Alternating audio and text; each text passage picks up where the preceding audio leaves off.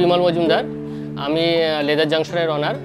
আমি বিগত 2 বছর ধরে অ্যামাজনে প্রোডাক্ট সেল করছি। আমাদের ফ্যামিলিগত অবস্থা খুবই গরিব ছিলাম আমরা। 1992 সালে আমি কলকাতায় চলে আসি একটা বাবা মায়ের সঙ্গে একটা রাগারাগি করে। তা আমি যখন আসি তখন কলকাতাতে খুবই আমার সামান্য পয়সা ছিল, 37 থেকে 38 টাকা মতো ছিল আমার কাছে। কিন্তু আমি তখন নিজের চেষ্টায় চাকরির জন্য আমি ঘুরে বেরিয়েছি। এবার ঘুরতে ঘুরতে এক মিষ্টির কারখানাতে, যেখানে মিষ্টি তৈরি হয়, সেখানে আমি গেছিলাম। সেখানে আমাকে বললো, হ্যাঁ ঠিক আছে, তোমাকে রাখবো। মিষ্টি দোকানে কাজ করতে করতে আমার খুবই খারাপ লেগেছে, কারণ মিষ্টি দোকানে কাজ করলে কোনো লাইফ হবে না। সেখান থেকে আমি চেষ্টা করলাম কোনো সিকিউরিটি কাজ করতে পারি কিনা। সিকিউরিটি কাজ করলে হয়তো কিছু কাজ শিখতে পারবো। সিকিউরিটি কাজ করতে করতে আমি এই লেদার গুডসের কাজটা আমি শিখেছি।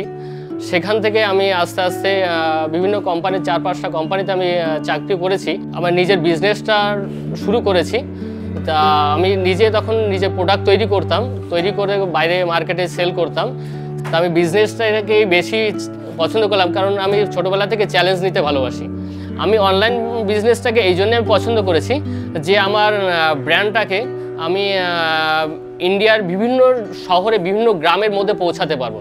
কিন্তু আমি এখানে চিন্তা করলাম যে অ্যামাজন একটা ইন্টারন্যাশনাল ব্র্যান্ড, এখানে যদি আমি বিজনেস করি তাহলে আমি ভালোই বিজনেস পেতে পারি। আমি অন্যান্য সাইট থেকেও অ্যামাজনের সেলটাই আমি বেশি পছন্দ করছি এই জন্যেই, কারণ অ্যামাজনে সেলিংটাও বেশি আর রিটার্নের সমস্যাটাও কম আছে।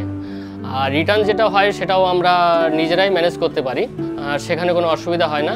আর আমরা কাস্টমারের সঙ্গে কথা বলেও আমরা এগুলো সলভ করে নিতে পারি। আমার যখন অসুবিধা হতো আমি সেলার সাপোর্টে ফোন করতাম। সেলার সাপোর্টে ফোন করলে ওরা আমাকে সবসময় হেল্প করতো। অ্যামাজন আসার পর থেকে আমার জীবনে অনেকটাই সুবিধা হয়েছে। মাসে আমাকে 3 লাখ 4 লাখ টাকা সেলিং হচ্ছে এবং আমার কোনো প্রবলেম হচ্ছে না। তা ডেফিনেটলি সেটা খুবই ভালো।